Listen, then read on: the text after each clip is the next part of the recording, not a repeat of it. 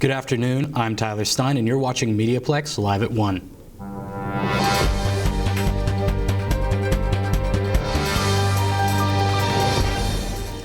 It's a PA day for students across the public and Catholic school boards. Looking ahead to next week, students may have more time off.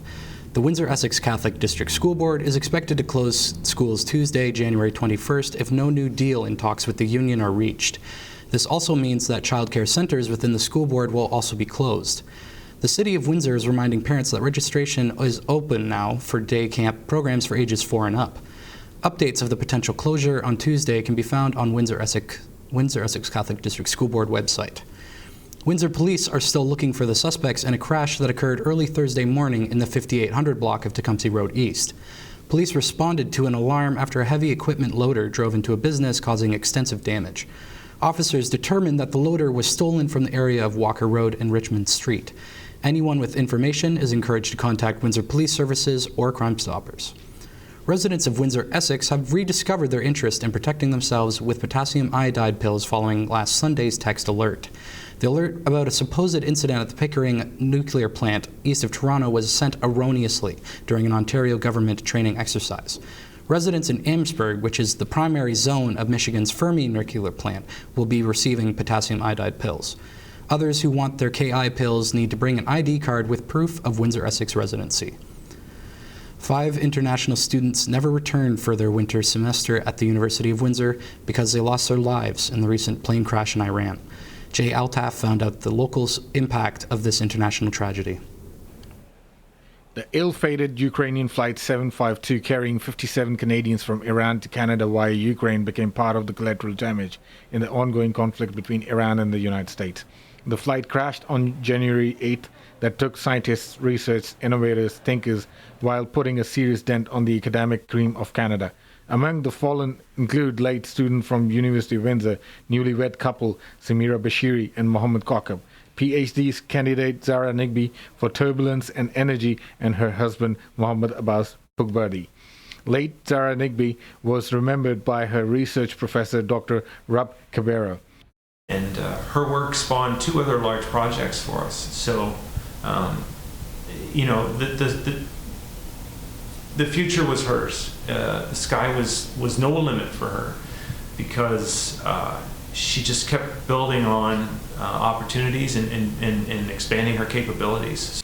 University of Windsor Student Alliance President Jeremiah Bowers gave details of services and the scholarship offered to students honoring the victim. So the university is introducing a memorial scholarship for the victims, and it will be called Remembering the Victims of PS 752 Scholarship.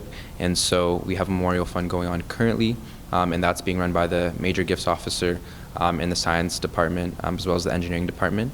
And so we're looking for, of course, contributions from the community.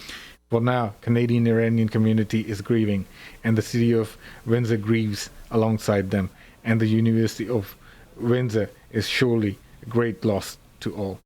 I'm Jay Altaf, MediaPlex News. 2 cannabis storefronts in Windsor have been shut down this week after being raided by the Ontario Provincial Police with assistance from Windsor Police Service. Liam Adams has the details.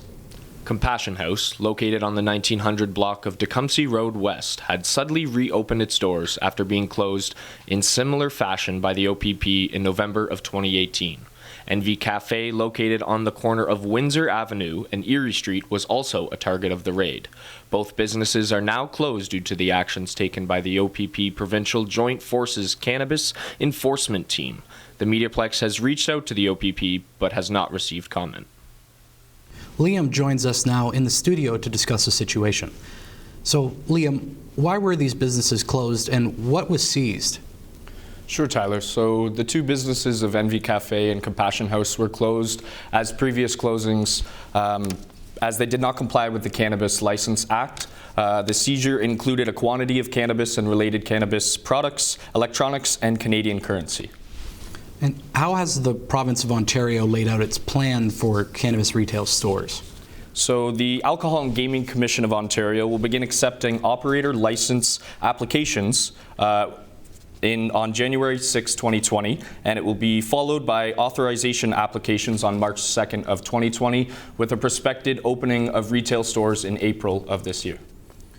So what do you sense is the response by local cannabis users? So with the closings of these illegal dispensaries, it really forces the users to go back to the Ontario or the Canadian website online for their cannabis products. And as I've heard, to my knowledge, there's quite a lot of frustration with the delivery times and the length of them, the high price compared to market value, and the little or to no knowledge on the website of the exact product that they're receiving. Right. Thank you, Liam. Feelings of anxiety can take hold frequently and unexpectedly. Helping parents and teachers recognize anxiety was the subject of a recent seminar. Esther Aruyinbo was there.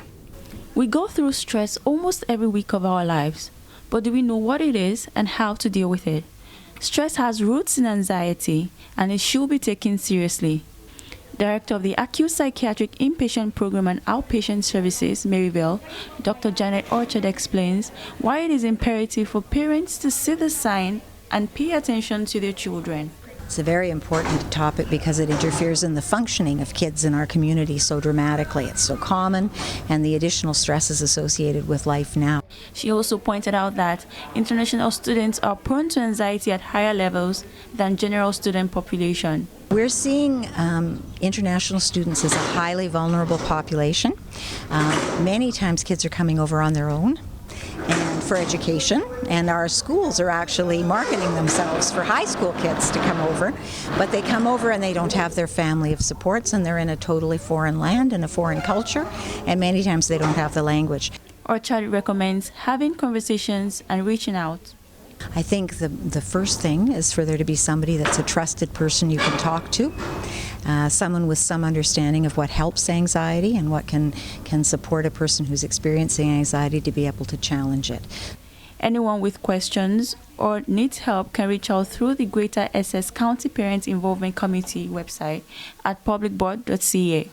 For MediaPlex News, I'm Esther Arauyibo. Essex Windsor EMS and Essex Fire have a unique way to recognize and deal with staff needing psychological help. They are distributing special all-in coins to staff because mental health may be one of the toughest subjects for people to discuss.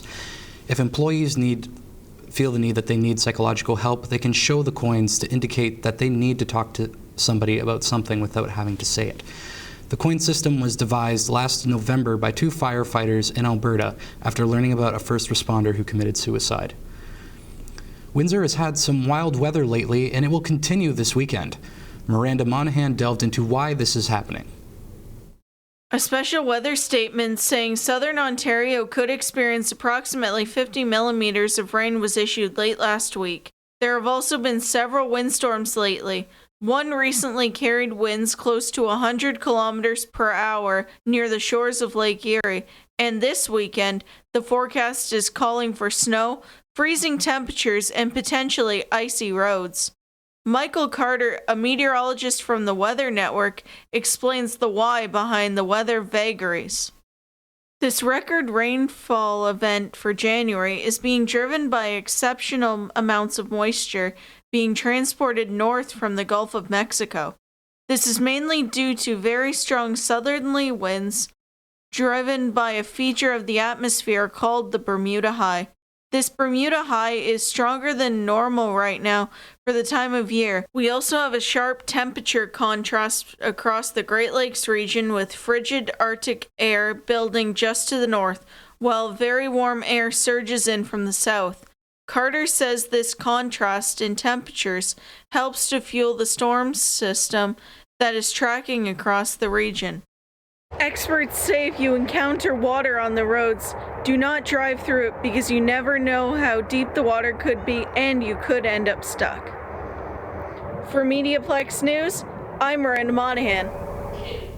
Following up Miranda's report about expected snowfall, today's temperatures should reach -1 with a 90% chance of snow. We can expect about 10 centimeters of snow over the next 2 days. That's about 4 inches, so get your shovels out. Saturday temperatures may rise to +4 degrees before dipping down to -3 until Tuesday. Thanks for tuning in. I'm Tyler Stein, and you've been watching MediaPlex Live at 1.